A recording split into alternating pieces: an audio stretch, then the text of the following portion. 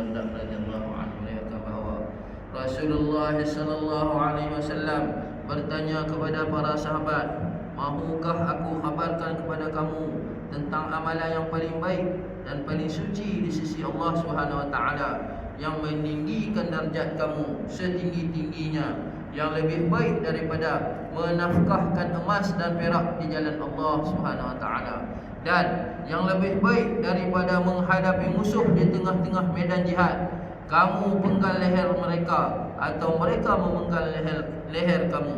Para sahabat berkata, "Bahkan apakah itu ya Rasulullah?" Baginda sallallahu alaihi wasallam bersabda, "Zikrullah." Hadis riwayat Ahmad, Tirmizi dan lain-lain.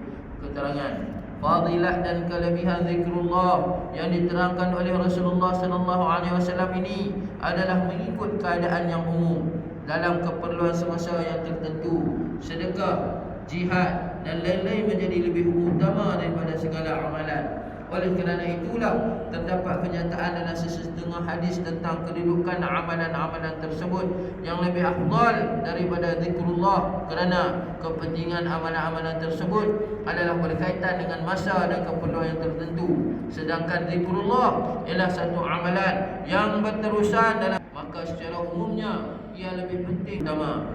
Dalam sebuah hadis Rasulullah sallallahu alaihi wasallam bersabda, "Bagi setiap sesuatu ada pembersih dan penghilang kekotoran. Umpamanya, untuk badan dan pakaian digunakan sabun, dan untuk besi digunakan api. Pembersih hati ialah zikrullah. Tidak ada sesuatu pun yang lebih baik daripada zikrullah untuk menyelamatkan diri daripada azab Allah Subhanahu wa taala." Oleh kerana hadis di atas menyatakan bahawa zikrullah ialah punca kebersihan hati, maka daripada kenyataan itu juga dapat diketahui bahawa zikrullah merupakan ibadat yang paling afdal. Ini adalah kerana setiap ibadat akan dikira sebagai ibadat apabila ia dilakukan dengan ikhlas, sedangkan asas keikhlasan adalah kebersihan hati. Oleh kerana itu juga sebahagian ulama tasawuf yang menyatakan bahawa zikir yang dimaksudkan di dalam hadis di atas ialah zikir qalbi, yakni zikir dengan hati, bukan zikir lisani, yakni zikir dengan lidah. Yang dikatakan zikir qalbi ialah hati yang sentiasa terhubung dan terpaut dengan Allah Subhanahu wa taala. Tidak diragui lagi bahawa keadaan hati yang sedemikian adalah lebih utama daripada segala bentuk ibadat. Ini adalah kerana apabila hati seseorang dalam keadaan sedemikian, maka tidak mungkin apa-apa ibadat akan ditinggalkan, kerana semua anggota zahir maupun batin hati. Jika hati sudah terpaut dengan sesuatu, maka seluruh anggota yang lain juga akan turut terpaut dengan perkara itu. Siapakah yang tidak mengetahui keadaan seseorang yang dilamun cinta? Ada banyak lagi hadis yang menyatakan bahawa zikir adalah amalan yang paling afdal. Ada seorang bertanya kepada Sayyidina Salman Al-Farisi bahawa amalan manakah yang lebih besar, yang terlebih besar? Sahut beliau, "Apakah engkau tidak membaca Al-Quran? Wala zikrullahi akbar." Dan sesungguhnya zikrullah adalah lebih besar. Tidak ada sesuatu yang lebih afdal daripada zikrullah. Sayyidina Salman mengisyaratkan kepada ayat yang pertama dari juz yang ke-21.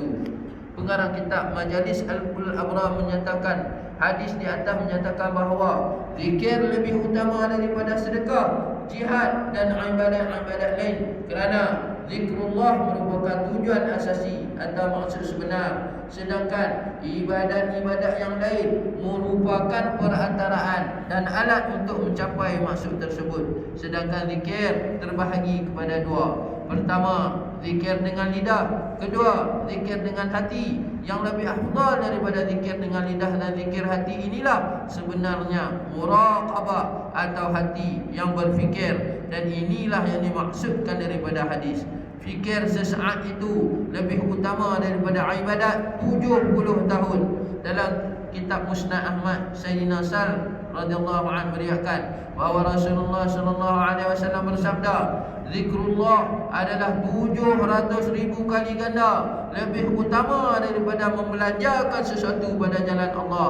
melalui penerangan ini dapat diketahui bahawa fadilat atau kelebihan sedekah, jihad dan lain-lain amalan yang dikerjakan mengikut keperluan semasa akan menjadi sangat besar. Oleh itu, tidaklah timbul apa-apa kemusykilan mengenai hadis-hadis yang menerangkan begitu banyak fadilat dan kelebihan untuk amalan-amalan tersebut. Dalam sebuah hadis diterangkan bahawa berdiri seketika di jalan Allah lebih afdal daripada solat 70 tahun di rumah. Sedangkan semua ulama sepakat berpendapat bahawa solat adalah ibadat yang paling afdal.